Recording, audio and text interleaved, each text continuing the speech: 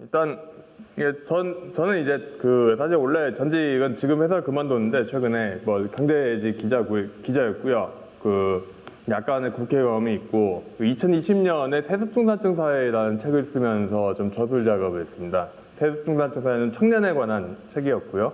그러니까 결국 청년 문제, 우리 사회의 어떤 하부 구조의 발달 상황 내지는 불평등의 구조, 전반적인 불평등의 구조와 연관지어서 봐야 된다. 절대 세대 문제가 아니다. 이런 이야기였고, 두 번째 책은 제가 광주 출신이어가지고 호남 문제를 가지고 좀 썼는데, 이건 너무 좀 지역에 대한 담론들이 그냥 그저 정치 이야기만 하는 거고, 지역의 자생적인 이야기를 안 하기 때문에 그래서 결국 한국 사회에서 지방이란 무엇인가 이런 이야기를 하고 싶은 책이었고요. 세 번째 책은 원래는 쓸 생각이었고, 저는 이제 그냥 하겠습니다.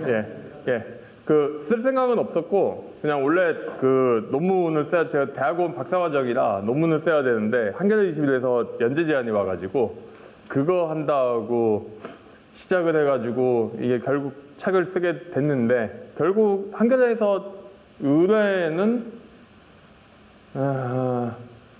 한겨레에서 의뢰하는 내용은 결국 이제 한국 2022년 이야기였거든요. 2022년 초에 결국 정치 이야기인데, 그냥 맨날 정치 이야기를 쓰면은 결국은 그냥 다 정당 이야기나 하고 인물 이야기나 하니까, 그거 말고 경제가 표심에 미친 영향을 써달라. 결국 유권자에 대한 이야기를 써달라는 거죠. 유권자에 대한, 유권자가 어떻게 유권자의 사회경제적 프로파일을 정의하고, 그 사람들의 이해관계가 어떻게 변하고 있고, 그게 표심에 어떻게 영향을 미쳤는가. 이게 21년 서울시장 재보궐선거, 22년 대선 전국, 그리고 22년 6월에 지선 이후에 윤석열 정부의 어떤 흥망에 대해서 어떤지 해석할 것인가. 이런 이야기를 써달라 그래서 쓰게 됐는데, 모아놓고 보니까 좀 책이 좀 될만 하겠더라고요. 결국은 2021년, 22년의 정치 변동을 어떻게 해석할 것인가, 내지는 한국 사회에서 정치가 왜 이렇게 잘 안 돌아가는가, 이런 문제를 단순하게 정치인이 문제인 건가, 정당이 문제인 건가, 좀 그게 아니라 한국 사회의 어떤 문제가 집약되는 하나의 결절점이 아닌가, 이런 생각을 하면서 쓰게 됐습니다. 그래서 결국은 이탈리아 이야기를 하는 거는 미국의 사회학자이자 정치학자 시모 립셋이 미국 예외론, 그러니까 미국에는 삼인주의 정당이 없는가 이야기를 하면서 일본과 비교를 하거든요. 그러면 하는 말이, 한 나라만 아는 거는 기본적으로 아무 나라도 아는 게 아니다. 결국 정치 병도 비교해야 된다. 비교 정치의 방법론을 써야 된다는 이야기인데, 한국 사회를 어떻게 해석할 건가? 결국은 좀 이탈리아 사례를 좀 들고 와서 하는 게 가장 맞지 않을까, 이런 생각을 하게 됐고요. 이런 고민은 결국 어떻게 되냐면은, 제 고민은 한국 사회의 문제는 기본적으로 한국 사회가 어떤 유형의 선진국이 됐는지 좀 우리가 좀 알아야 될 필요가 있는 거 아닌가. 그러니까 결국 K-팝이나 K스러움에 대한 이야기가 나온 지 오래됐지만은, 그 K가 뭔가에 대해서는 제대로 답이 없잖아요. 특히 산업 영역에서, 특정 산업의 발전 영역에서만 K가 이야기되는데, 구체적으로 우리는 어떤 지점에 도달해 있는가. 저희들이 한 10년 전에 생각했던, 20년 전에 생각했던 세계와는 굉장히 다른 세계인 것 같은데, 이런 세계는 어떤 세계인 건가 좀 해야 된다는 생각이 들었고요. 결국은 이게 그 고민이 이제 정치의 실패를 어떻게 구조적으로 해석할 건가라는 질문과 좀 맞닿아 있었습니다. 긴밀하게. 그렇게 해서 핵심적 이론 틀은 경제 변동이 새로운 사회적 갈등을 낳고, 내지는 각 사회경제적 집단의 이해관계를 바꾸고, 그것이 정치적 균열과 표심의 이동, 균열선이 자꾸 바뀌는 선진국형으로 바뀌어 온 게 아닌가, 이런 이야기 생각을 했고요. 결국은 이제 한국 사회의 성격 규정을 다시 할 필요가 있다는 생각을 한 거죠. 그래서 산업화와 민주화라는 프로젝트가 성공한 사회인데, 한국은. 문재인 정부 시절에 이게 성공한 건 다들 보수 쪽도 다 인정하는 거잖아요. 보수 정당도 인정하는 거고, 민주당도 인정을 하는 거고, 심지어 진보 세력도 다 인정을 하는 건데, 그러면은 우리가 성공한 세계는 과연 어떤 건가? 그러니까 우리는 과연 성공했을까? 이런 질문을 던져보고 싶고, 이런 관점을 가지고 지금의 정치 위기, 지금의 정치적 의사결정을 내리지 못하는, 저는 정치의 위기가 그거라고 생각을 하는데, 이게 과연 뭔가 우리가 제대로 된 선진국이 안 됐기 때문인가, 아니면은 선진국에 도달하지 않았기 때문인가, 이게 아니라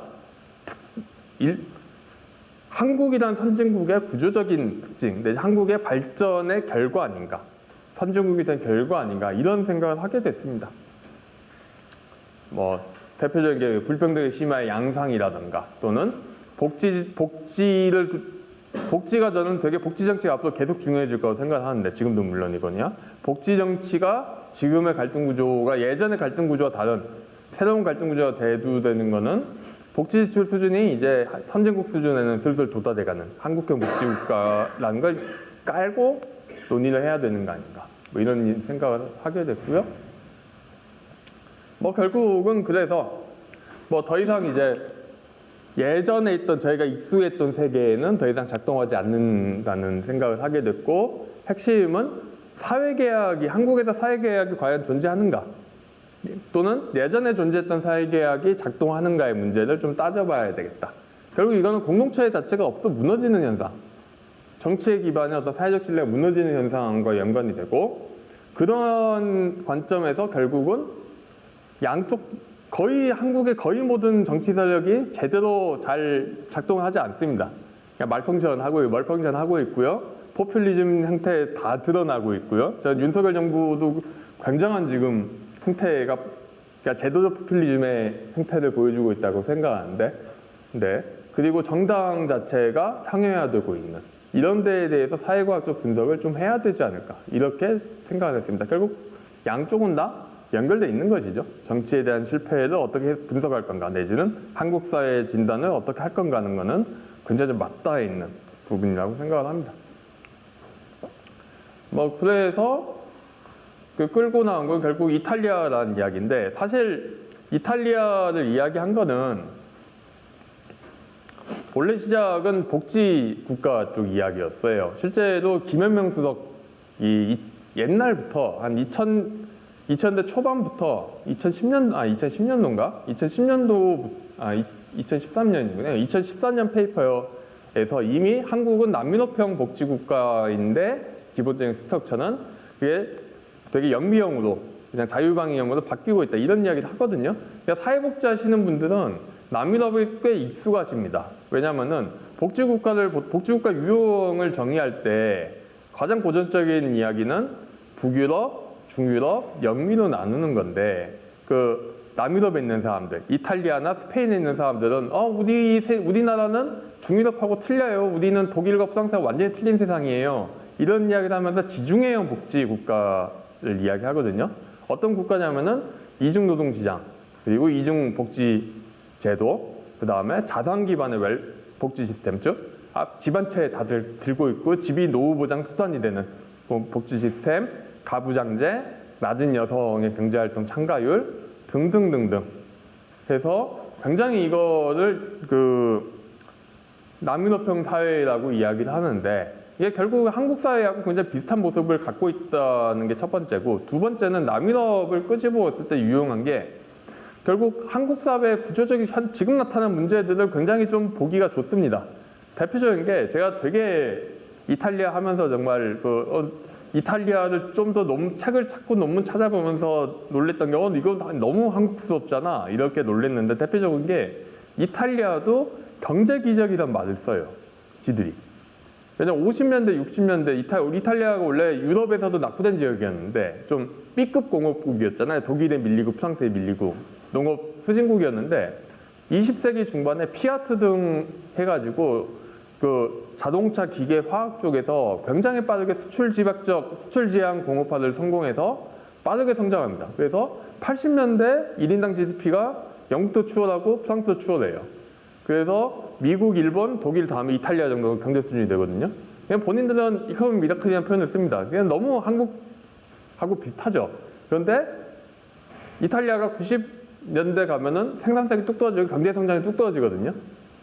이거 너무 좀 한국의 미래를 보여주는 거 아닌가, 이런 이야기가 있고, 그리고 저출산 이야기를 할 때 이탈리아도 너무 빼놓을 수 없는 국가죠. 실제로 보면은, 자, 여기 그래프를 보시면 이게 좀 작은데, 그 OECD 코로나 이전에, 코로나 때는 좀 변수가 많으니까 코로나 이전에 출산율을 보면은 언제나 한국이 제일 꼴찌고요. 한국 다음에는 언제나 이탈리아가 나옵니다. 이탈리아 다음에 스페인이나 그리스 정도가 나와요. 그리고 일본이 나오고.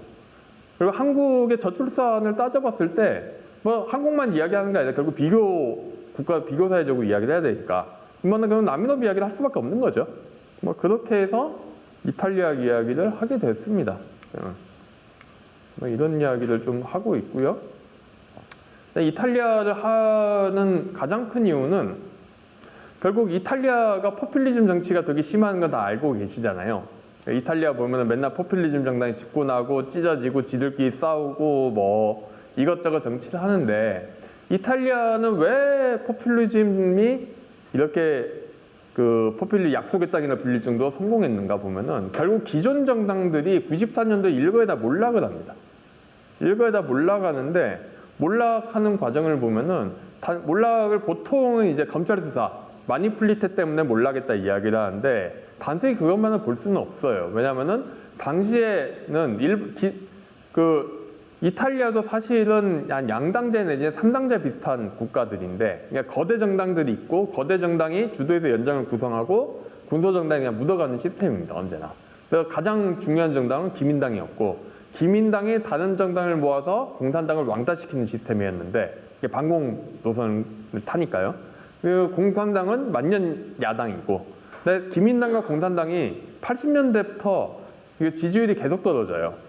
왜냐하면은 기민당은 전통적인 가톨릭 사회가 몰락했기 때문에, 무너지고 있기 때문에, 경제가 발전하면서 대량 소비 사회에 나오고 뭐 이것저것 뭐 소비지향적인 중산층이 성장하고 산업 구조도 바뀌니까 더 이상 기독교 가톨릭 윤리가 더 먹히지 않죠. 가톨릭 조직들이 당장 세속화가 되면서 누가 이게 가톨릭 교회에 맨날 가겠습니까? 예전처럼. 그렇게 되고, 공산당도 조직 노동이 무너지고 그다음에 동구권 몰락하고 하면서 흔들립니다. 그래서 기민당은 결국 사회당한테 총리까지 주거든요. 나중에 보면. 그래서 마니플리테가 처음에 시작한 게 다 사회당입니다. 사회당 부패를 투사하면서 사회당이 몰락하는데, 기민당도 동반 몰락을 하고 공산당도 동반 몰락을 합니다. 그러니까 공산당은 부패 혐의는 없지만은 뭐 조직 노동 무너지고 동구권 무너지고 이념적 적폐가 없으니까 그냥 쓱 아무것도 못하죠. 그래서 그 빈자리, 우파의 빈자리, 진보 세력이 치고 나가지 못한 빈자리를 베를루스코니가 채웁니다. 근데 베를루스코니가 단순하게 미디어 재벌만으로도 평가할 수 없는 게, 옥중수고가 나오는 에우나디오였나? 그 출판사가 있어요. 좌파 자유주의 출판사인데 그게 베를루스코니 거예요. 한마디로. 베를루스코니가 그리고 선거 원래 부동산으로 시작해가지고 민방으로 손을 뻗는데, 베를루스코니가 94년도에 선거를 할 때 그 우리로 치면 제일기획 같은 이탈리아 최대 광고기획사에서 그 마케팅하는 사람들 빼와가지고, 에이스가 있죠 그 회사에, 본인을 위한 정치 컨설팅 회사를 차립니다. 그리고 굉장히 연성화된 정치 메시지를 내요. 94년에 베를루스코니 포스터를 보면은 뭐 2000년대 보이는 되게 기괴한 영감님이라고 생각할 수 없을 정도로 잘생기고 이미지 좋고 그런 기업인이 되게 소프트한 연성 정치 슬로건을 내세우는 거거든요. 그러니까 90년대 분위기에 맞는 거죠. 그리고 AC 밀란 사장이었으니까 AC 밀란 팬클럽을 가지고 조직화해서 중도 우파 영역을 먹습니다. 그리고 나머지 더 오른쪽을 두 세력이 먹는데, 하나는 북부 분리주의 세력, 북부동맹이라는, 왜 우리로 치면은 미래에 나올 수 있는, 왜 우리는 지방에 돈을 퍼줘야 되냐, 수도권에 돈 줘라, 뭐 이런 사람들. 그 다음에 네오파시스트의 후예들, 네오파시스트들. 그러니까 무솔리니의 정당인데 거기서 위험한 구석을 다 덜어낸 그 정당이 사이좋게 의회 6분의 1씩 먹어요. 베를루스코니만 성장한 게 아닙니다. 우파가 완전히 그 기민당을 대체하는 과정이었는데, 이게 보면은 결국 예전의 정치 세력이 더 이상 사회 변화에 적응할 수 없었기 때문에, 기민당이 내지는 우파가 성장할 수 없었기 때문에 포퓰리즘 정당이 나오는 거고요. 이 포퓰리즘 정당은 정말 꼴통이 아닙니다. 그러니까 보면, 생각해보면 베를루스코니 되게 꼴통일 것 같아요. 실제로 되게 꼴통인 것도 위험한 이야기는 하거든요. 그런데 그쪽 사람들 입장에서, 유권자 입장에서 투표할 유인이 없지 않아요. 가령 이 가운데 이 녹색이 이게 북부동맹인데, 북부동맹이 무슨 북부만의 내셔널리티 창조를 하거든요. 그래서 활동이나 커뮤니티 활동은 되게 활발히 하는데, 지역사회에서 녹색 옷을 입고 바른 행동을 하고 지역사회에 공헌을 하는 착한 청년들처럼 행동을 합니다. 되게 이런 식으로. 그리고 오른쪽에 있는 지금 멜로니 집권한 그 이탈리아 형제들의 전시인들을 보면은 네오파시스트인데, 그쪽이 극우 색채를 덜려고 정말 노력을 해요. 어떻게든. 우리는 지지할 만한 우파 정당이에요. 대한 우파 정당이에요. 약간 뭐 이런 이야기를 하면서 재발명을 합니다. 하지만은 이게 뭐 제대로 뭐 작동을 하지 않는, 정치적인 의사결정을 할 수 없다는 건 분명한 거고, 포퓰리즘 정당끼리. 그래도 이탈리아 경제가 계속 꼬다박는데, 꼬다박으면서 더 포퓰리즘이 기승을 부리는 거는 결국 하층 불평등이 심화됐기 때문이죠. 이탈리아 왼쪽의 그래프는 이탈리아 사회의 소득 분위별 그 중위소득인데, 상위 10%는 그대로 유지하는데 90%, 20%는 그냥 나락으로 갑니다. 그리고 오른쪽에 있는 거는 지역별로 포퓰리즘 정당 지지도인데, 가로축이 그 소득 불평등도고요. 오른쪽으로 가면 소득이 더 평등한 거고, 왼쪽 축이 득표율입니다. 보면은 불평등이 심한 지역일수록 포퓰리즘 정당의 지지율이 높습니다. 너무 좀 한국의 미래를 보여주는 거죠. 왜냐하면 제가 뒤에 이야기하겠지만은 한국 사회에서 가장 양쪽 정당에 포괄하지 못하는 사람들은 뭐 약간 뒤처진 사람들이라 할 만한 사람들, 어떤 비정규 노동자들, 영세 상공인들, 뭐 노인 같은 사람들이니까요. 그래서 이탈리아는 그래서 결국은 아주 강제 기적까지 이야기됐지만은 쇠퇴합니다. 그러니까 결국 포퓰리즘 정치가 저는 뗄래야 뗄 수가 없는 게, 그 시스템 개혁이 안 됩니다. 시스템 개혁이 안 되면서 그 생산성이 떨어지죠, 날로. 가령 이탈리아 재정 위기 이야기하는데, 그게 단순하게 돈을 뭐 방망하게 쓴다는 문제가 아니라, 재정 위기를 겪게 되면은 정부가 해야 될 투자를 못 합니다. SOC 투자 안 되고, IT 투자 안 되고, 교육 투자 안 돼요. 이탈리아가 가장 약점이 교육 투자, 공교육하고 IT거든요. 그냥 비슷한 사이가 생산성이 뚝 떨어지죠, 장기 생산성이. 이런 이야기를 좀 하고 싶고요. 이래서 이탈리아 이야기를 꺼내고 싶은 거고, 이제 한국 이야기를 좀 하면은, 이게 제가 이탈리아 이야기를 꺼낸 이야기인데, 비슷한 현상이 한국에서도 지금 나타나고 있다고 생각을 합니다. 그래서 저는 한국 사회의 지금 현상의 문제는 뭐냐면은, 결국은 한국의 정치 구조, 경제 구조, 정치 질서, 정치 구조, 약간 내지는 정치 레짐이라고 할 만한 어떤 정치적 시스템이 2000년대 초반에 만들어졌다고 생각을 합니다. 이 이야기는 그냥 87년도에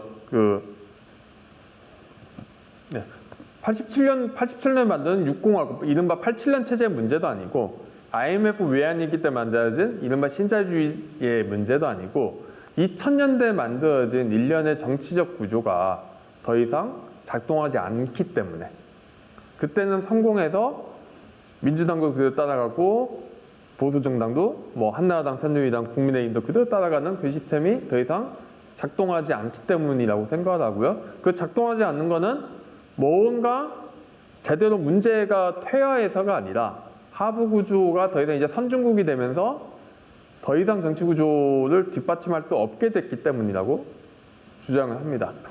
그리고 예전의 정치 질서의 문제, 제가 노무현 질서라고 이야기를 하는데 적당히 붙일 말이 없어서 그런 거긴 합니다만, 노무현 질서의 가장 큰 문제는 지지연합 자체가 굉장히 불안정하게 구성되는 거 아니냐, 근본적으로. 굉장히 그래서 정당 질서가, 정당의 지지기관이 민주당이건 보수건 다 굉장히 불안정하고 언제든지 흔들리고 뒤엎어지게 되는 이 문제가 아닌가라고 생각합니다. 예를 들어 정치 질서는 미국에서 정치 사상사 하는 분들이 종종 쓰는데요.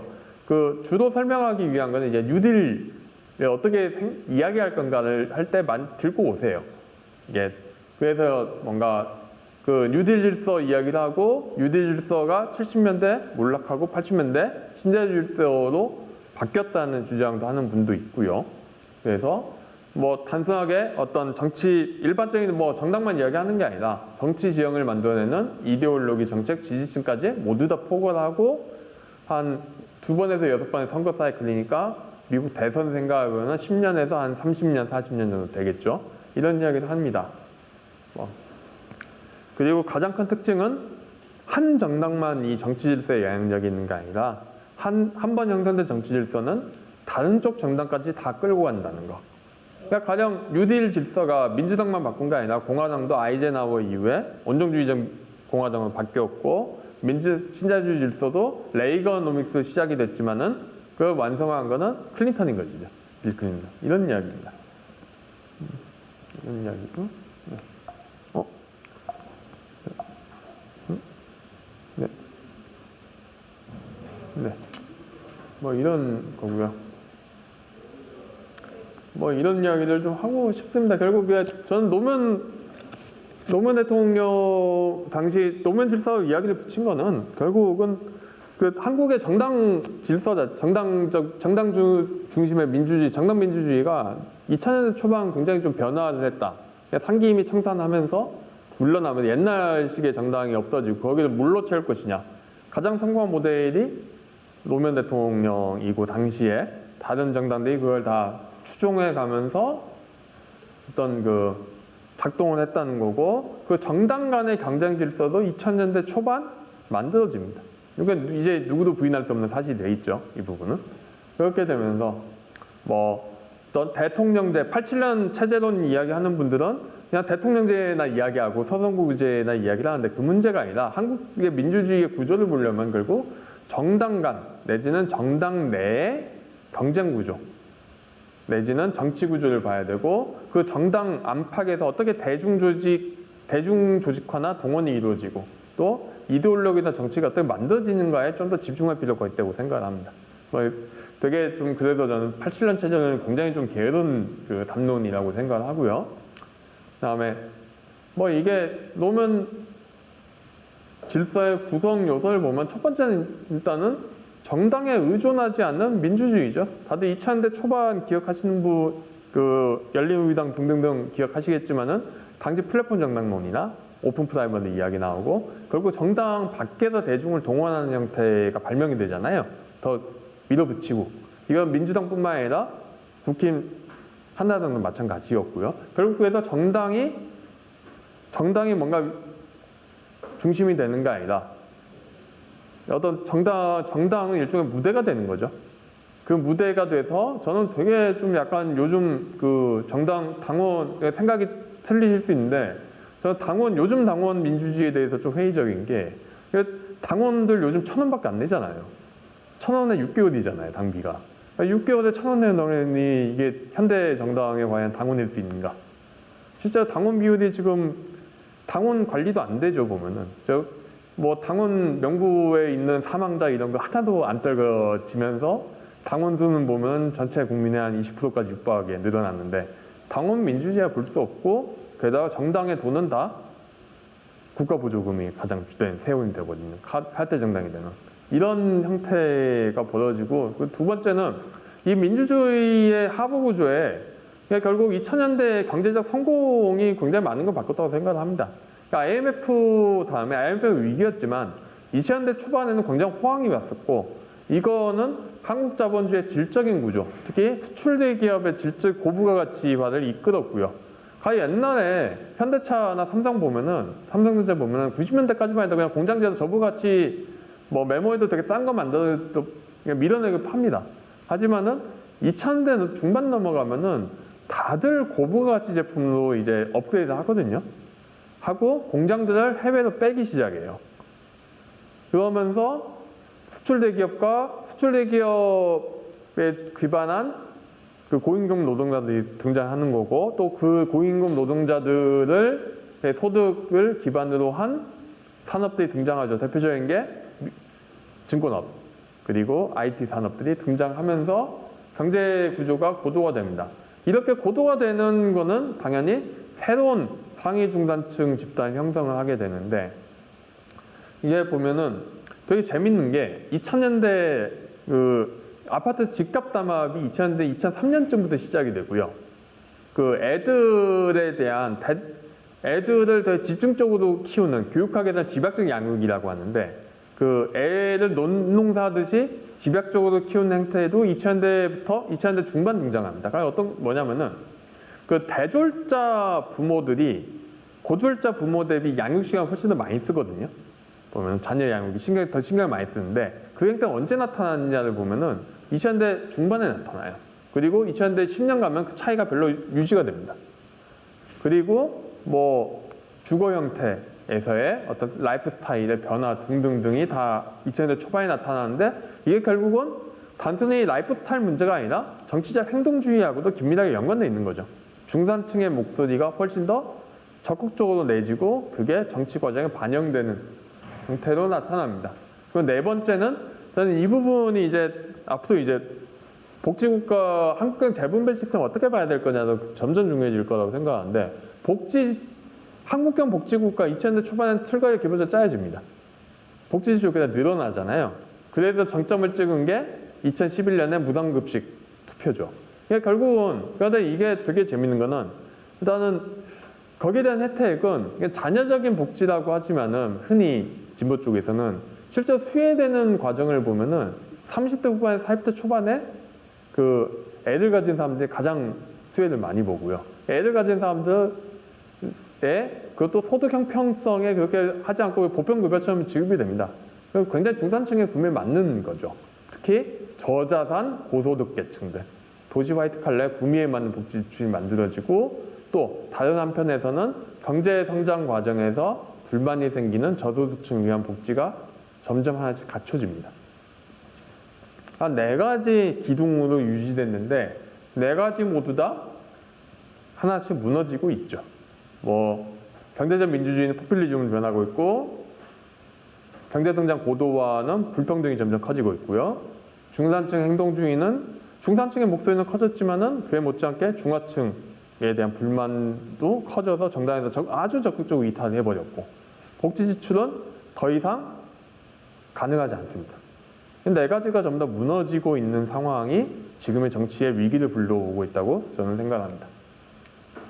그래서 이 그래프가 제가 말씀드린 그 대졸자 부모와 고졸자 부모의 자녀 양육 시간 차이입니다. 통계청에서 5년마다 조사하는 생활시간 조사 연구자료인데요.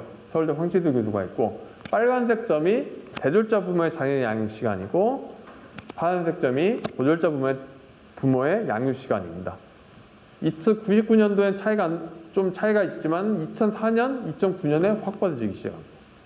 그리고 2014, 19에는 벌어진 정도가 좀 비슷하게 유지됩니다. 이런 식의 변화가 2000년 중반에 굉장히 많이 일어났습니다. 그다음에 왼쪽은 결국 이제 요즘 팬클럽 정치 하는데 저 이 그래프 이 시사인 기사인데 이걸 보여드리면 팬클럽 정치는 다 2000년대 초반에 다 했던 거라고 팬덤 정치는 이게 많이 아시겠지만 이제 2000년대 중반에 그 노사모 그룹과 친노 그룹이 서로 분화되면서 티격태격하고 서로 싸우고 전쟁까지 벌이는 정말 그때 좀 치열했죠 나름대로. 그러면서 정동영과 통하는 사람들과 이어진 노사모 계보에서 이재명 지금 대표가 그 공동회장 맡으시지 않았습니까? 그래서 이제 그때 지금의 팬덤 정치는 다 2000년대 중반에 원형질이 다 만들어진 거라고 이야기를 합니다. 이런 이야기를 하고요. 결국 저는 이제 중산층 행동주의가 2000년대 한국 정치의 핵심이 됐다고 생각하고요. 이거는 단순히 민주당만 이러지 않습니다. 보통 이제 태극기 시위하시는 분들 보면 가난하고 못 배운 노인들이라고 생각하실지 모르겠는데 태극기 집회하는 거를 보면은 제가 예전 회사가 광화문에 있어가지고 종종 보면은 그렇게 잠바들이 정말 메이커 잠바들 많이 입고 오세요. 아 진짜 비싼 잠바들 그 나이 때 분들 보면은 이게 어떤 브랜드 잠바가 또 표지잖아요. 본인의 안락한 경제주의에 다 비싼 잠바들 많이 입고 오시고 생각보다 실제로 보면은 연구들을 보면은 이게 정확히 집계는 안 돼요. 설문조사 한 거 보면은 본인이 대학 졸업했던 사람 비율이 그렇게 높습니다. 그러니까 보통 소득은 정확하지 않지만 학력은 대부분 정확하게 이야기하고 그게 사회 계층에 대한 표식처럼 대립해서 이야기되거든요. 꽤 생각보다 중산층보다 훨씬 상위층이죠. 이런 분들이 많고 광우병 촛불 시위 같은 경우는 당연히 배졸자 중심이 많고요. 이런 이야기고, 사회복지 이야기는 제가 말씀을 드렸고, 뭐 결국은 사회복지가 정치 지형까지 바꾸게 됩니다. 저는 사회복지가 되게 재분배를 이제 적극적으로 복지 정치에 대해서 많이 이제 고민을 해야 된다고 생각하는 게, 책에서는 많이 이야기는 안 했지만은, 이게 그 사회복지 하시는 분들은 보통 사회복지 정치 효과를 그 지출 사이드만 보시거든요. 사회복지 지출액만 가지고. 근데 사회복지 지출액만 볼 때 가장 큰 문제는 사회복지 지출은 주로 노동자에게 가기 때문에 잘 이게 섞여요. 많이 이게 노령 표심 자체가 세대 효과가 많이 섞이는데, 저 같은 경우는 이제 아예 노동시장으로 보는 게 맞지 않느냐. 왜냐면은 이 그래프가 뭐냐면은 사회복지 및 보건업 취업자의 규모인데 2002년, 2002에 50만 명밖에 없습니다. 그런데 2022년 되면 270만 명까지 늘어납니다. 거의 5배 이상 늘어나죠. 그리고 이명박근혜 때 문재인 정부 때 사람들이 다들 이명박근혜 때 사회복지 안 했다고 생각하는 분이 많아서 저 맨날 했던 이야기가 그때도 똑같이 늘렸다고 하는데 똑같이 늘어. 왜냐하면 그 사람들도 어떤 복지를 줄일 하등의 정치적 요인이 없습니다. 그래서 계속 늘어나서 실제로 근로자의 경제활동 취업자에 차지하는 비중이 원래 2000년대 초반 가면 2%밖에 안 되는데 2022년 가면 그 10%대에 육박을 해요. 복지국가 만들어진 거죠. 한국형 복지국가가. 그래서 복지국가 증가율, 사회복지 일자리 증가율하고 보수정당에 득표하고 시공급별로 다 이게 전문 다 시공급 단위에 찍은 거거든요. 보면은 굉장히 그냥 회기 분석하고 이러면은 복잡해지니까 안 했는데 굉장히 많이 네거티브한 관계가 관찰이 됩니다. 뭐 당연한 게 사회복지 일자리는 중장년 여성들이 갖고, 그리고 사회복지 일자리는 가정에서 보면은 부업 여성이 그러니까 세컨드 언어입니다. 부차적 일자리. 남성이 한 300만 원 정도 벌고 요즘 좀 올랐겠지만 여성이 150에서 180 버는 게 가장 일반적인 한국의 중산층 표준 가정인데 거기서 사회복지 목적이 점점 커진 거죠. 그러면은 표심이 바뀌죠.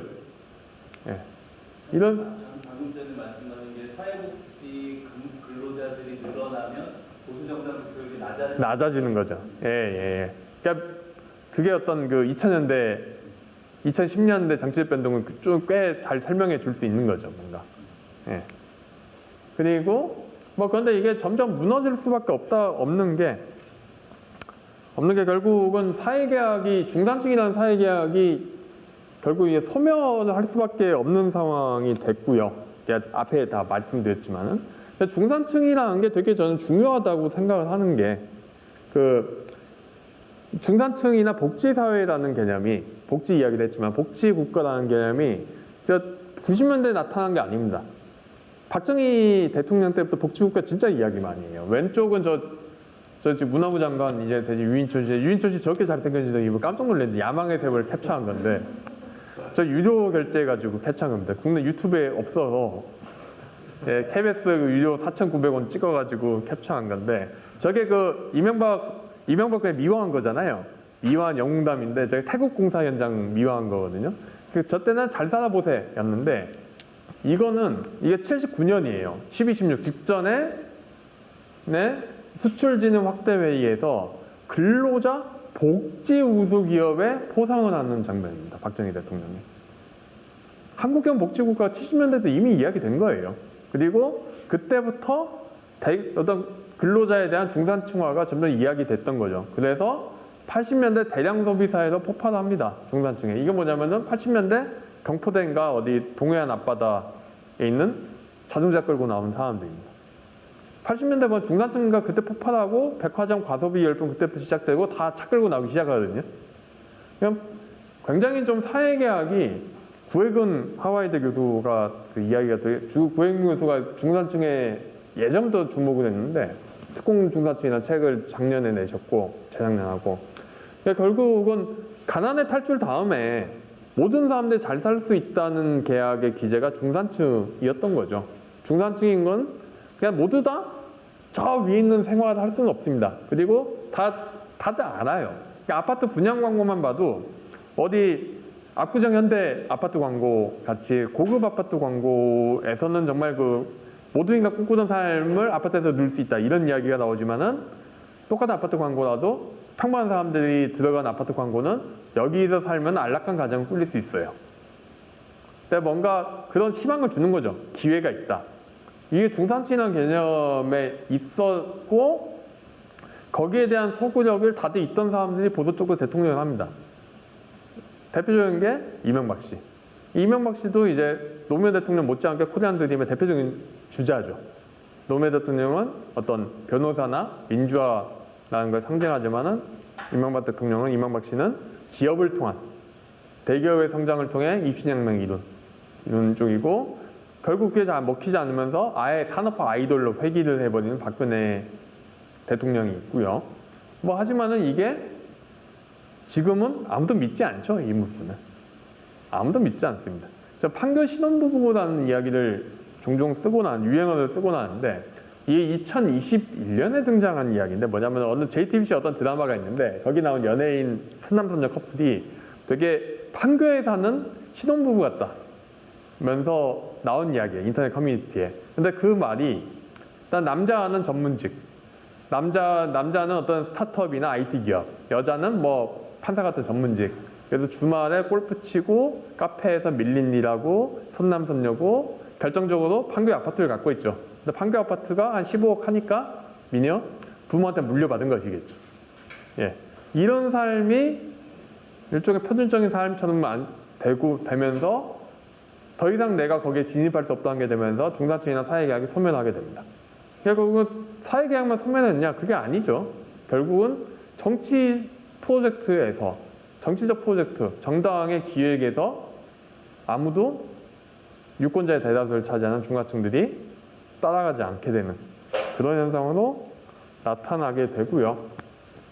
뭐 결국은 이 부분은 저는 이제 최장집 선생이 이야기한 노동 없는 민주주의의 결과라고 생각하는데 노동 없는 민주주의가 보통 이제 고대 최장집 선생이나 그분 제자들은 어떤 그 사민주의 정당이 없는 게 문제다 이런 이야기를 하시는데 저는 그 문제보다도 오히려 결국 한국의 정당들이 중하층 계층 제가 뒤처진 사람들의 표현을 하는데 그런 사람들을 제대로 그런 사람들 먹고 사는 문제를 대변하지 못하면서 그 사람들이 5년에서 10년 단위마다 이쪽 저쪽을 왔다 갔다 다닙니다. 정당 지지를. 그리고 투표장에서는 5년에서 10년이지만은 여론조사상에서는 재보궐선거상에서는 그냥 빠져요.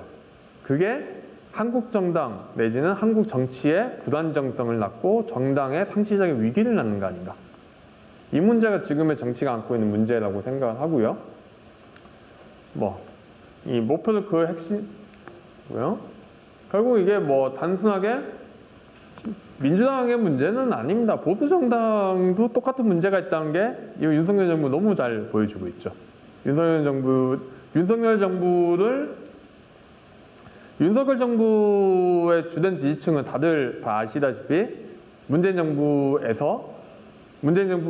이탈 계층이 국힘으로 가면서 국힘이 다수파가 되고 선거에서 이겼고 대선보다도 지선 결과가 훨씬 더 좋았던 건데 근데 그 사람들이 보수 정당을 끌고 가려면 보수에서 계속 먹고 사는 이슈를 이야기할 수밖에 없는데 아무도 이야기 안 하고 사실 이야기할 아젠다가 없으니까 결국 대안은 이제 이념 전쟁 벌이면서 저는 이념 전쟁이 예전 정부의 문재인 정부 시기 토착해구하고 저는 거울상이라고 생각하는데 아주 그런 이데올로기적인 정치 기획을 내놓으면서 다들 1년 반 만에 다 도망갔죠.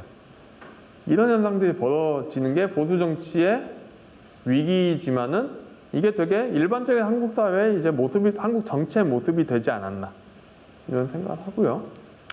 이제 좀 빨리 넘어가겠습니다. 이거는 이제 책 다 보셨으면 아시겠지만은 문재인 정부가 왜 5년 만에 빨리 무너졌나 이야기인데 결국 중하층을 대변하지 못했기 때문에 무너졌다는 이야기를 하고 싶은데요. 이거는 굵은 실선은 그 2022년 당시에 갤럽 여론조사에서 대통령 부정평가를 가로축인 연령입니다. 1세 단위. 1세 단위별로 해가지고 그린 건데 U장이에요. 다들 아시다시피. 그런데 오른쪽 점선은 그냥 실업, 비경제 활동 인구, 비정규직 싹 모아가지고 정규직이 아닌 사람들 한마디로 불안정 노동에 있는 사람들의 비율을 쭉 그렸어요. 전체 그 1세 단위 연령별로 똑같이 U자형 그래프 나옵니다. 그러니까 단순히 세대 효과인가? 아닌 것 같은데? 이런 의문이 들죠. 오히려 경제적인 노동시장 지위가 불안정한 사람들이 민주당을 더 반대하는, 대통령 반대를 찍는, 이게 민주당 정부가 5년 만에 민주당이 정권을 뺏긴 이유가 아닌가, 이런 이야기고요. 결국 문재인 정부에서는 우리가 재분배를 잘했어요, 이런 이야기를 하는데, 그것도 꽤 의문이 듭니다. 왜냐면은 집값만 이야기를 하는데, 집값이라는 거는 결국 소득격차의 결과잖아요. 그러니까 집값이 올라가는 거는 사람들이 돈이 많이 가지고 있기 때문이거든요, 근본적으로. 그러면 누가 많이 가지고 있냐? 결국은 경제적인 승자들이 훨씬 더 돈을 많이 갖기 시작한 거죠. 그걸 보여주는 게 기업 그 산업 간 격차입니다. 왼쪽은 뭐냐면 그 경제에서 마크업이란 NUD라는 용어가 있는데, 뭐냐면은 판매 가격에서 판매에 따른 비용을 다 뺀 거예요. 이윤 전에 NUD 남긴 것들, 생산비, 판관비 이런 거 떨어낸 그 이익 전에, 대출 받기 전에 어떤 그 NUD인데, 마크업 비율을 보면은 그 마크업의 기업 간, 산업 간 격차를 보면은 산업 간 격차가 2000년대부터 쫙 커집니다. 커지는데 산업별로 보면은 제조업은 생각보다 커지지 않아요. 진짜 커지는 거는 서비스업에서 엄청나게 벌어지기 시작합니다. 뭐냐면은 두 가지죠. 하나는 잘 나가는 기업은 되게 잘 나가기 시작했고, 그러면 잘 나가는 기업에 사는 사람들은 더 돈을 많이 벌기 시작하죠. 그리고 특히 서비스업에서, 그러니까 한마디로 그거죠. 쿠팡, 네이버, 카카오는 잘 나가는데 나머지 그저그런 사람들은, 산업은 기어가죠. 이게 고스란히 소득격차가 이어질 겁니다. 불평등이 이래서 여기서 심화되는 게 결국은 부동산으로 폭발하는데, 부동산이 저는 이제 서울만 폭발한 게 아니잖아요. 결국 지방선거에서 저는 패배의 원인이 경기도 부동산이라고 생각하는데, 김포, 남양주, 고양 보면 미친 듯이 오르거든요. 그리고 전셋값도 오릅니다, 당연히. 그러면 30대가 불만이 생기고, 특히 신도시 통근자들이 엄청나게 폭발하죠, 이제. 왜냐하면 그 사람들 경제적 지위도 소득도 낮은 편이니까, 상대적으로. 이런 상황에서 전 민주당은 굉장히 좀 상위 중산층화가 5년간 가속화됩니다. 왼쪽에 있는 게 열린우리당이 그 2020년인가 21년 총과 본인 당원대 65%, 거의 80% 되는데, 거의 전당 당원의 3분의 2 이상을 대상으로 웹조사를 한 게 있어요. 그 자료를 보면은 소득이 700만 원 이상, 월 700만 원 이상 번다는 사람이 가장 많습니다. 아마 이거 세울 거니까 800에서 900 되겠죠. 예. 고소득자 집단이고 수도권입니다. 서울이 26%, 인천, 경기가 35%, 합쳐서 수도권이 61%입니다. 결국 이런 분들이 주도하던 의제들, 검찰개혁이니, 반일 정선이, 민족주의니, 이런 의제들에 대해서 나머지 사람들이 어떻게 공감하느냐가 근본적인 문제였던 것이죠. 근데 보수도 딱히 문제는 다르지 않는 게 윤석열 정부가 보여주는데, 보수는 좀 더, 보수도 만만치 않게 구조적인 문제가 있습니다. 보수 같은 경우는 이거는 뭐냐면은, 보수를 크게 저는 이제 시장보수하고 안보보수로 나누는데, 안보보수는 전통적인 산업화 세력, 이승만 추앙 세력, 반공. 결국 핵심 사단은 사실 산업화고, 시장보수는 이준석, 유승민유의 우파죠. 새로운 우파인데, 시장보수가 점점점 먹히지 않아요. 저는 이게 우파 가치가 먹히는 가장 큰 척도를 저는 대통령 평가라고 생각하는데, 박정희 대통령의 평가가 한 5년 단위로 조사해보면 해마다 떨어집니다. 이거는 이제 그 동아시아연구원에서 5년 단위로 계산하는 이제 대통령 종합업적 평가인데, 박정희 평가는 떨어지는데 노무현, 김대중의 평가는 올라가요. 이건 서울 같은 경우는 역전당합니다. 그러니까 결국 시장 안보보수 가치는 퇴락하고 있는데, 또 시장보수는 먹히느냐. 언제나 이런 거 방송 나가면 하는 이야기가, 유승민 씨의 대선 득표율이 한 6% 후반, 6.9인가 6.8인데 수도권에서 7%밖에 못 먹어요. 전혀 먹히지 않습니다. 왜? 보수의 지지층은, 특히 수도권 지지층은 못 배운 사람들이니까, 가난한 사람들이니까. 제가 보통 이제 밖에 나가서 세습중산층 사회에서 쓴 표현인데, 보수는 60대 중반 건물주의 정당이고, 스테레오타입을 유용하다면은 민주당은 50대 중반의 부장님의 정당이다. 그래서 젊은 사람들이 보기에는 60대 건물주는 월세만 내면 되지만은 50대 부장들은 본인 자식들을 캐리해서 경쟁하게 만들기 때문에 정말 끔찍하게 싫어할 수밖에 없다. 이런 이야기를 하는데, 그 이야기를 하면서 제가 그거를 보수정당 국힘 토론에 들고 와서 국힘에서 토론에서 어디 불러주셔가지고, 그러다 60대 건물주의 꼰대 소리도 20, 30대가 듣기 싫은 건 마찬가지다. 이런 얘기를 한 적이 있어요. 꼰대짓 정말 참기 힘들 거다. 거기 있는데 대통령실 출신에 갓 나오신 행정관께서 뉴라이트신데, 우리가 뭐가 부장의 정당이냐? 우리 가난한 사람의 정당이다. 우리 수도권 지지하는 사람들 봐라. 하나같이 노인들, 가난한 노인들이다. 그래서 저는 이게 맞는 말이라고 생각하거든요. 이게 지지자 프로파일만 보면, 특히 수도권에서. 근데 그런 사람들은 아무도 케어할 수가 없습니다. 이게 지금의 정치 위기를 불러오고 있다고 생각을 하고요. 근데 이 문제가 점점 심해질 게 두 가지 큰 축에서 저는 봤는데, 하나는 한국형 복지국가가 이제 무너지고 있는 게 첫 번째. 두 번째는 인구적인 변화가 오고 있는 게 두 번째입니다. 일단 복지를 보면은, 한국의 복지사회 일종의 저는 한국 공동구매 사회라고 생각을 합니다.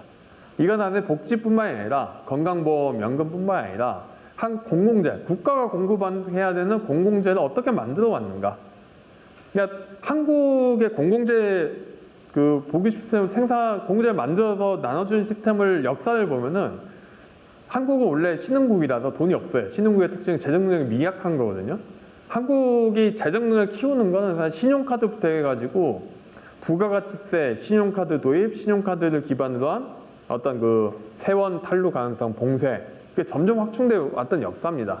이러면서 돈이 없는 정부가 어떻게 교육이나 의료나 이런 영역에서 주거에서 공공재 공급 요구를 맞추느냐? 행정력을 이용해가지고 공동구매를 강요하는 거죠. 강요를 하는데, 싸고 값싼 필수재는 대량 구매해서 누군가 공급하고, 다만 프리미엄 서비스는 네가 알아서 팔아라. 이게 전형적인 의료에서 보여진 행태고요. 한국형 건강보험제도가 그렇게 싸고 질 좋고 뭔가 처리 단가 많은 비율이 딴 게 아니지 않습니까?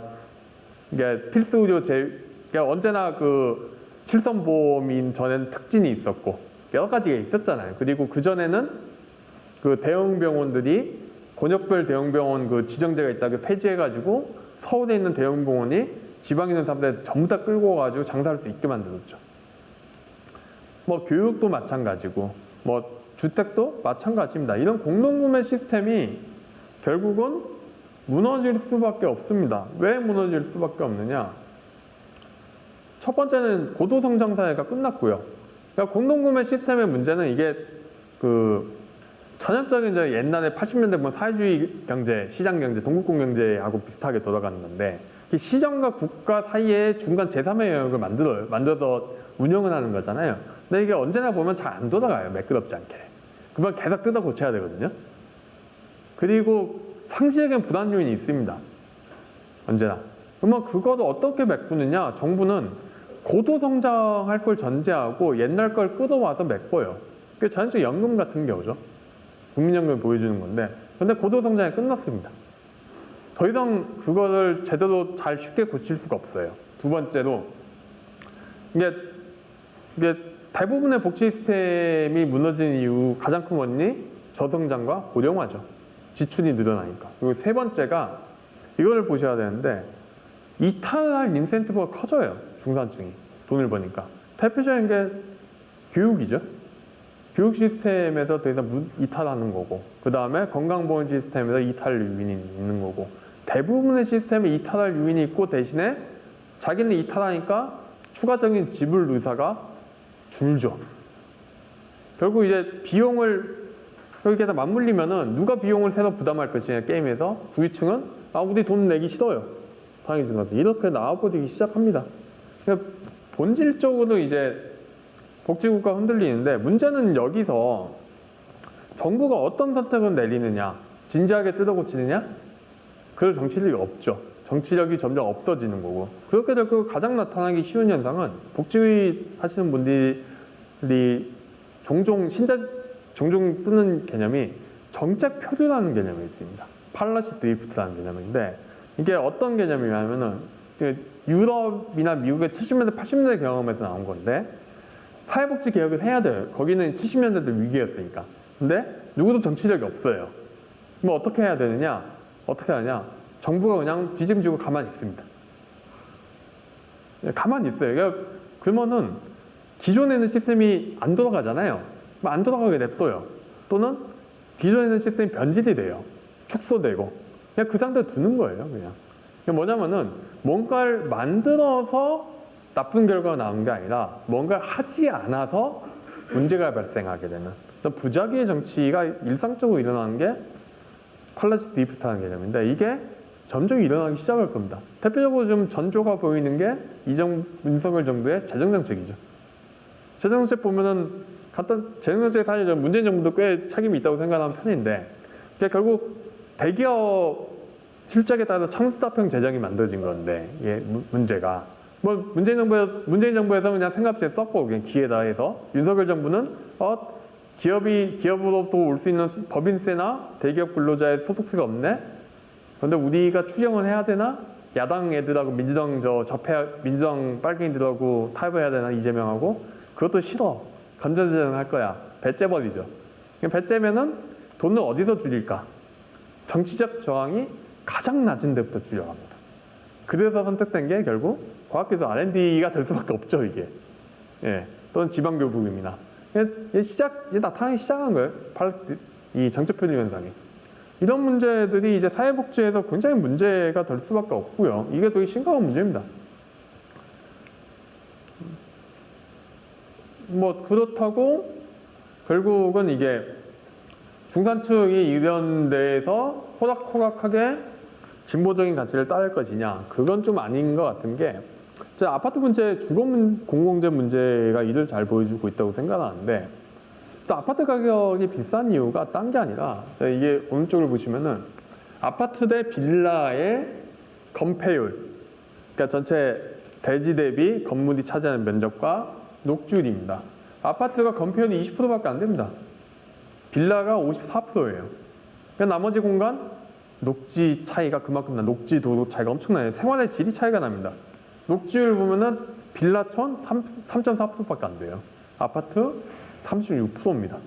주차 공간 말할 것도 없고, 어린이집, 뭐 학교. 아파트는 한 2000세대, 요즘 모르겠는데 예전에 2000세대 정도 있으면 초등학교는 안에 들어가거든요.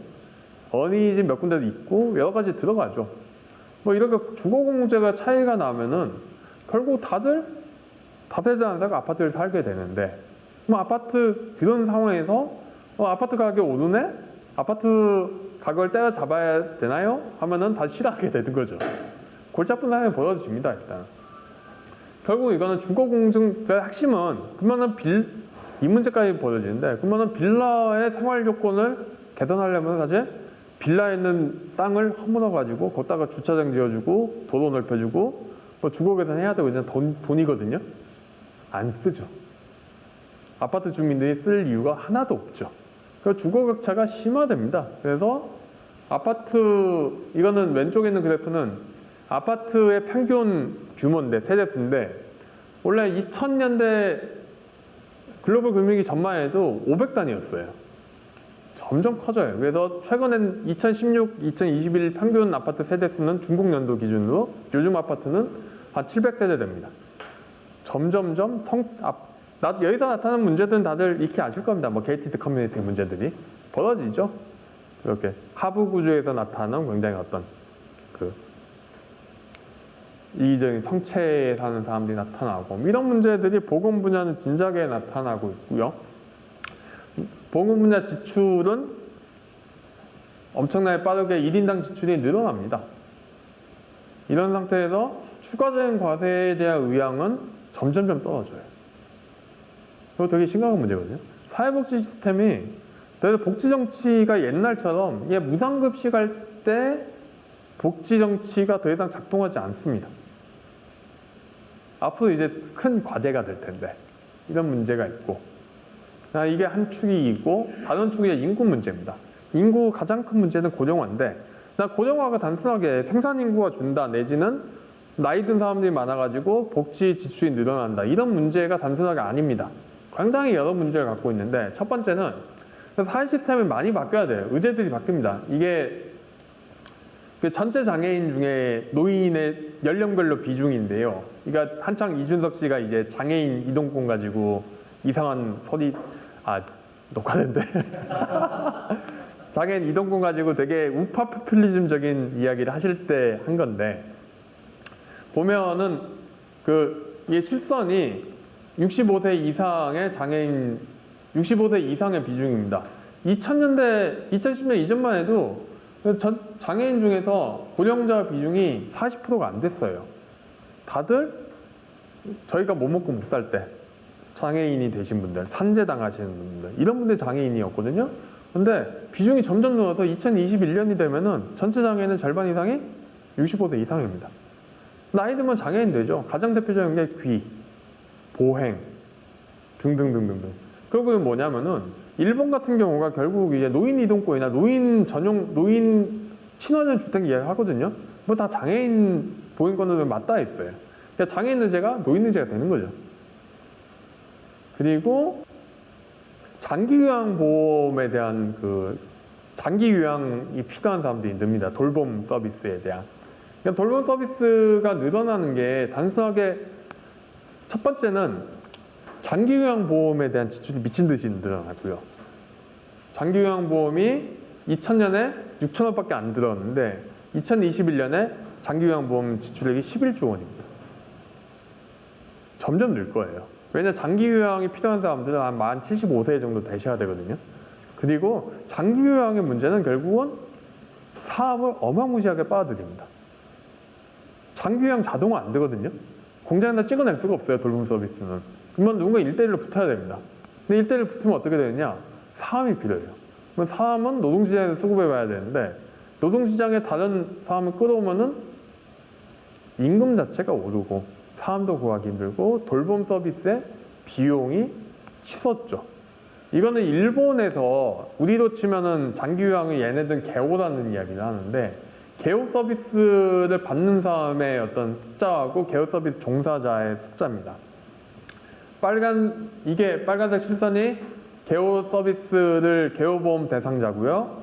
막대 그래프가 개호 보험 관련, 개호 서비스 관련 직종 종사자인데 2019년 가면은 211만 명까지, 210만 명까지 올라가요.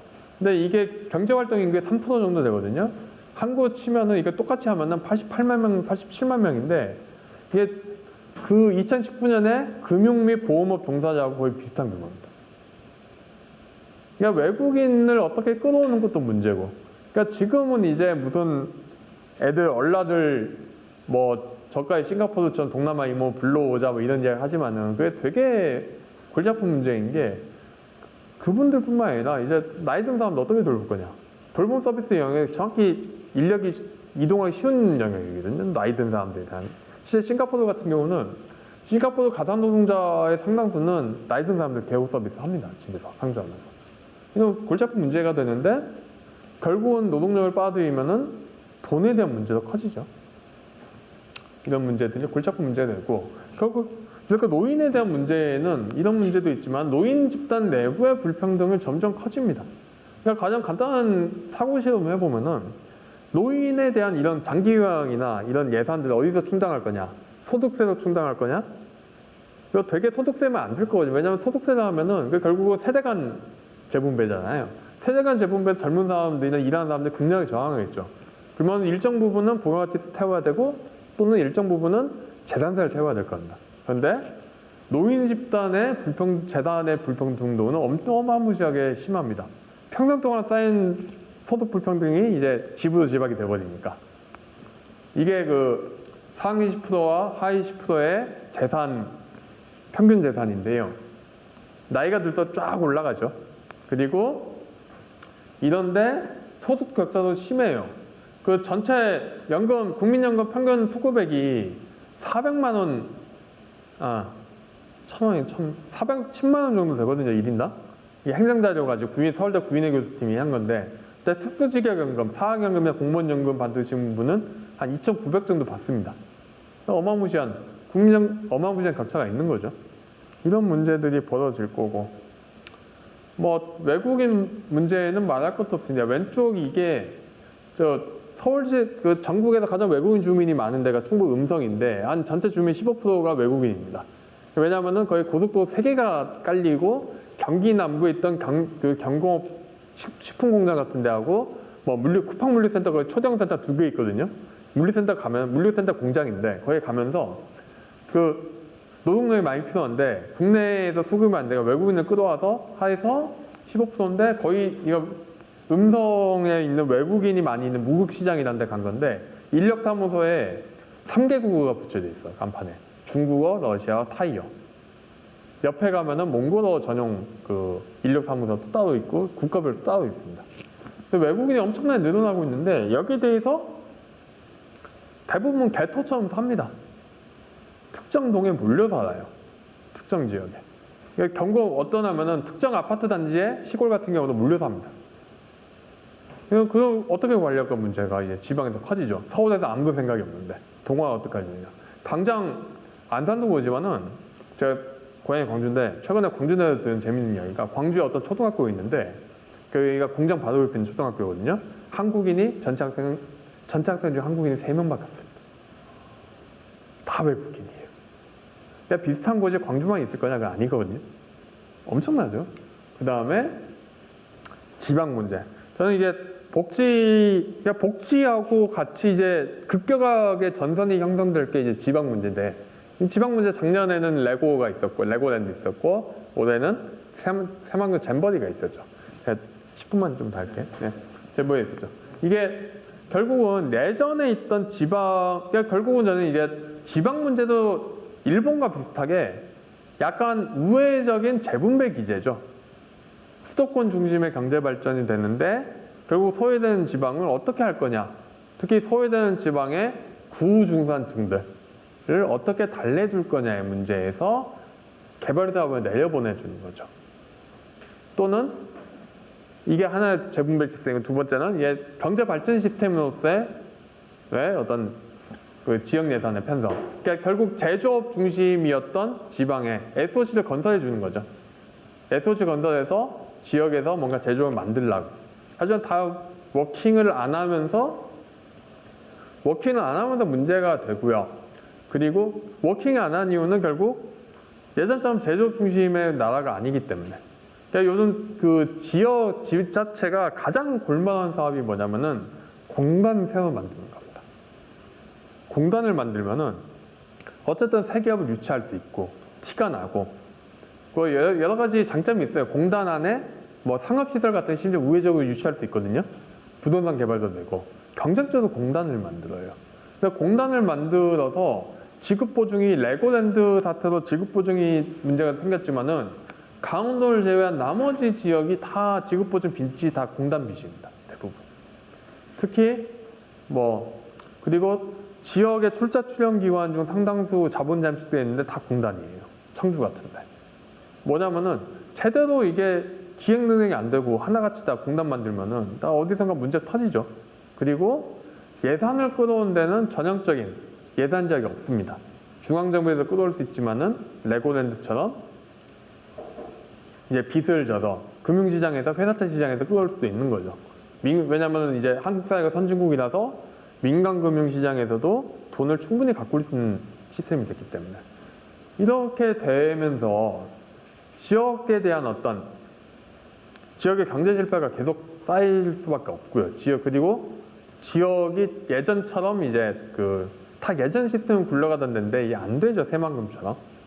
근데 문제는 이렇게 실패 사례에 대한 수도권의 반발도 만만치 않게 커집니다. 예전 같다면은 대부분 유권자 상당은 출향민이고 그리고 이게 정치적으로 지역을 개발하는데 필요하기 때문에 반발이 없었을 거예요. 유권자들도. 아니면 정치 세력도. 하지만은 아무도 그렇게 생각 안 하죠. 왜 우리는 지역에 돈을 퍼줘야 되느냐. 이런 문제들이 벌어지는데요. 네, 이거는 남겨보고 이런 문제들이 지방에서 굉장히 여러 가지 문제들로 터져 나옵니다. 지방의 낙후하고 연관이 되는데 이게 뭐냐면은 이게 그 시도별 성비입니다. 여성 100명당 성비. 이게 되게 젊은 애들 남초 심하다고 낙태 심해서 서울은 여초예요. 그 20에서 24세를 성비를 보면은 여자 100명당 남자 90명밖에 없습니다. 다 20에 봤기 때문에. 그 20에서 39세도 마찬가지예요. 그런데 경북을 가면은 성비가 128로 죄송합니다. 128로 엄청나게 치솟고요. 경남 127, 충북 119, 광주 108 이렇게 됩니다. 뭐냐면은 젊은 애들이 다 서울로 가버려요. 왜냐면 몇 가지가 있죠. 일단은 일자리가 없는 거. 그 다음에 일자리의 특성상 여성을 원하는 일자리가 아닌 거. 경제 구조는 바뀌고 있는데 공장 일자리밖에 없고. 그 다음에 지역사회가 그만큼 깝깝한 사회라는 거. 또 어떤 소비에 나타나는 격차. 그러니까 광주 쇼핑몰 논란이 벌어지는 가장 큰 이유 중 하나는 지역민들 입장에서 서울에 대한 소외감이 단순하게 일자리 취업 격차도 있지만 소비의 기회 격차도 어마무시합니다. 문화생활 격차, 소비생활 격차. 이러면서 지방에 남겨진 남성들의 불만은 대폭발하겠죠. 이게 전형적인 독일의 대한당 같은 구구정당이 나타난 이유 중 하나입니다. 지역에 대한 불만이 이렇게 나타나고 그 지역에 뒤처진 사람들이 불만이 굉장히 폭발할 건 게 민주당 세도고침위원회에서 2022년 지선 다음에 그 FGI를 통해 가지고 6개 유형의 유권자 집단을 판별을 해요. 두 가지 타입은 전통적인 민주당 지지자, 전통적인 국힘 지지자. 한 가지 타입은 전통적인 중도층에 대한 프로파일링. 좀 어느 정도 사시는 분인데 정치성은 없고 그런데 좀 더 경제정책 잘하고 능력 있는 정당 뽑아줄게. 이게 1, 2, 3 집단인데 나머지 세 그룹은 기존에 없던 사람들이고 양 정당에 포섭되지 않는 사람들입니다. 대표적인 게 9.3% 정도 되는 반권의 포퓰리즘인데 이게 전체적인 이대남이거든요. 보면은 그 우파 포퓰리스트고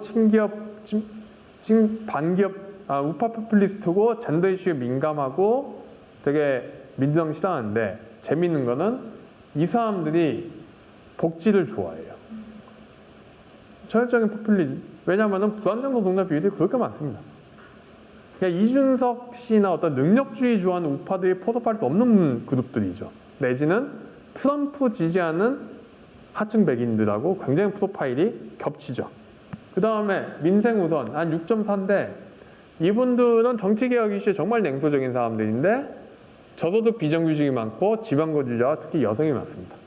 그러니까 젊은 남성은 이대남은 20대 남성은 이쪽에 가고 20대 여성은 이쪽으로 가는 거죠. 그리고 한 6%가 이제 검찰 개혁해야 된다는 개혁 우선 그룹. 이렇게 되면서 나타날 게 트럼프 같은 거죠. 저 그림 되게 좋아해서 옛날부터 들고 다니는데, 그러니까 트럼프가 이제 마오 인민복 입고 있는 그림인데요.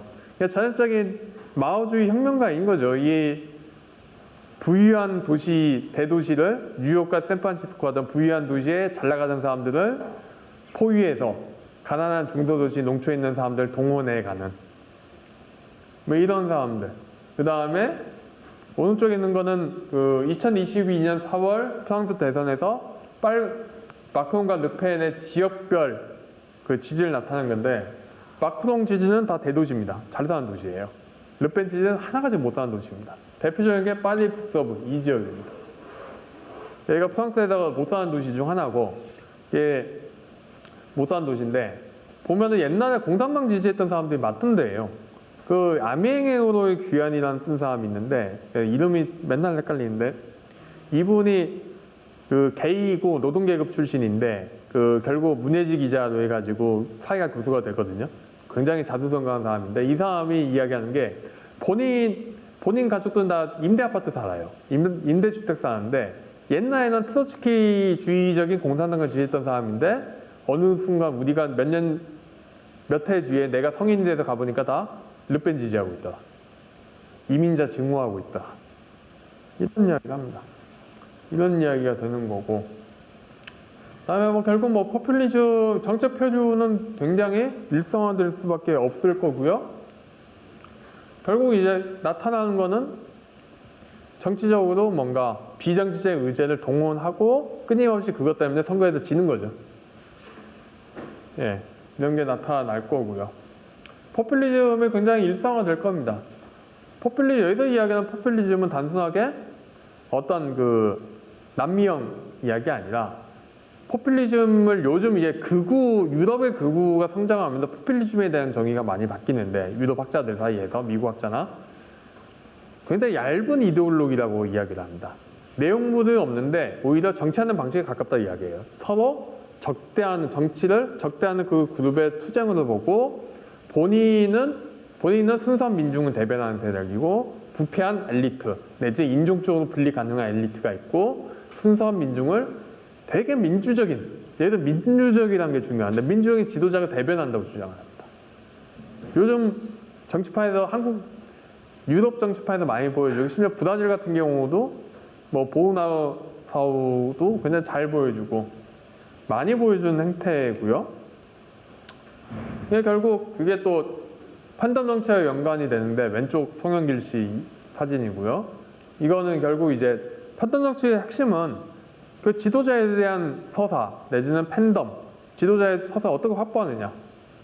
저 되게 우스꽝스럽게 보였지만은 실제로 이재명 대표가 되게 부족한 예전에 김대중 대통령이나 노무현 대통령하고 질적으로 다른 서사가 없는 입장에서 서로 어떻게 구축해야 되느냐는 그 과제에서 나온 거고 오른쪽에 보면은 이대는 정치가 보편화됩니다. 이게 뭐냐면은 스페인 그렇게 프랑코가 집권해가지고 극우가 없던 스페인에서 극우 정당이 요즘 많이 성장했거든요. VOX가 복수하고 복수의 주된 콘텐츠가 반페미니즘입니다. 이거는 빌딩에 붙인 플랜카드인데 여기 다 버리는 게 성평등 관련한 거예요. 뭐 여성 페미니즘, 뭐 무지개, 뭐 LGBT 이런 것들을 투쟁을 하는 이대남 정치가 그냥 보편화될 거고 이런 걸로 결국 뭐 탈진실 시대에는 굉장히 좀 계속될 수밖에 없는. 사실 팬덤 정치 하는데 팬덤이 한국의 아이돌 팬덤판이라는 게 전쟁을 잘 안 하지만은 아이돌 팬덤판의 핵심은 아이돌들의 행동을 어떻게 해석하느냐 그리고 해석을 어떻게 진실로 만들어내느냐. 그래서 진실이라는 거는 결국 역관계 사회 투쟁의 각 아이돌 커뮤니티 내지 아이돌 커뮤니티 간 또는 아이돌 커뮤니티 내부에서 권력 투쟁의 결과 획득하는 승리의 산물인 거죠. 진실은. 이런 게 되게 일반화될 겁니다. 뭐 이런 형태의 문제가 될 거고요. 네, 3분만 더 하겠습니다. 그리고 이래서 뭐 이런 형태에서 어떻게 좀 대안을 모색해야 되느냐. 결국은 저는 이제 정당을 어떻게 복원을 할 거냐에 대한 관심을 좀 기울여야 된다고 생각합니다. 예, 맨날 선거제도 이야기만 하는데 선거제도만 개혁한다고 해서 정당 개혁 절대 안 될 거거든요. 그냥 대표적인 게 이탈리아 사례 이야기를 하는 게 되게 잘했다고 생각하는 게 이탈리아가 94년도에 그 털리잖아요. 털릴 때 그 진보 쪽에서 이야기하는 개방형 정당 명부제였습니다. 개방형 비례대표 명부제를 하니까 문제가 개방형 명부제의 핵심은 윗부원으로 올라가는 거거든요. 윗선으로 올라가려면은 당시에 뭐 미디어가 발달했던 시대가 아니니까 결국 그 안에 있던 이해 당사자 집단들, 대표적인 노조 같은 사람들, 농민단체들을 구워 삶아요. 그래서 그쪽에 조직표를 흡수하려고 합니다. 그러니까 정치 자금이 되게 많이 들고 그 정치 자금 마련하기 위해서 삥 뜯다가 사회당이 검찰에서 털리기 시작하면서 마니플리테가 시작을 하는데 그래서 소송구제도 바뀌어요. 94년도에. 그래서 베르루스코니가 집권하는데 베르루스코니가 집권하거나 소송구제가 돼도 잘 안 되잖아요. 그러니까 나중에 보면은 폐쇄형 정당 명부제로 전환을 하는데 그래도 정당이 많으니까 양당제 비슷한 게 해보자 해서 정당 연합을 장려합니다. 그리고 다수당을 만들어야 되겠다 해가지고 심지어 다수인 선거연합은 무조건 55%의 의석을 갖도록 하는 조항까지 집어넣어요. 그게 위헌파기를 받아가지고 이제 도루묵이 되긴 하는데 갖가지 실험을 다 합니다. 하지만은 이탈리아 정치판 포퓰리즘 계속 가잖아요. 정치 개혁만, 선거제도 개혁만은 절대 되지 않고 정치를 바꾸려면 결국 정당 제도를 좀 더 제도적이고 민주적이고 안정적으로 바뀌어야 되는 거 아닌가. 지금처럼 뭔가 뜨내기들이 투쟁하는 그런 정당에서 벗겨야 되는 거 아닌가 이런 생각을 하고 있고요. 결국 좀 정치하는 방식을 좀 어떻게 바꿔야 되지 않나. 저 정치하는 방식을 좀 더 이제 선명성 경쟁에서 벗어나서 이제 뜨뜻미지근하고 먹고 사는 사람들 어떻게 끌고 나갈 건가에 대한 고민들. 왜냐하면 결국은 이 이야기는 정치 질서가 저희가 2000년대 만들었던 정치 질서가 이제 무너지고 있는 상황이기 때문에 그걸 새로운 정치 질서를 만들어야 됩니다. 새로운 정치 질서는 핵심은 새로운 이데올로기, 새로운 사회계약, 새로운 이데올로기, 새로운 정책, 그리고 새로운 형태의 정치하는 방식이죠. 마치 뉴딜과 같은. 근데 그런 걸 만들려면은 결국은 정치하는 방식을 근본적으로 고민해 봐야 되지 않을까. 이런 생각을 하고 있어요. 결국 생각해 볼 만한 것도 한 세 가지인데, 하나는 제가 늘 강조했던 왜 한국의 정당이 안 되느냐 가장 기본적인 이유는 평범한 사람들을 위한 정치를 할 수 없는 구조이기 때문에. 그런 얘기하는 평범한 사람들이 강의때 얘기하는 뒤처진 사람들. 예, 맞습니다. 예. 그 사람들을 위한 정치를 어떻게 할 것인가, 내지는 정치 세력가 어떻게 그 사람들을 안정적인 지지 연합에 끌고 올 것인가. 누군가 성공 모델을 만드는 사람이 정치 질서를 재구축하면서 성공 모델을 만드는 사람이 앞으로 한국 정치를 긍정적으로 주도하지 않을까. 두 번째는 좀 정당을 어떻게 바꿔야 될 것인가. 세 번째는 이것 좀 이제 고민해 봐야 되는 게 왜 요즘의 유권자는 진보라는 가치에 대해서 회의적이 되었는가. 다들 예전처럼 뭐 긍정적인 가치도 많이 생각을 좀 안 하는 것 같고요. 점점 안 할 가능성이 큽니다. 제가 앞에 이야기한 대표적인 복지정책 위기가 오고 있고, 이 문제에 대해서 어떻게 대응할 것인가, 내지는 진보라는 가치에 표를 던지가려면 어떻게 해야 되는가. 이게 좀 고민이 필요한 시점 아닌가 싶습니다. 네, 감사합니다.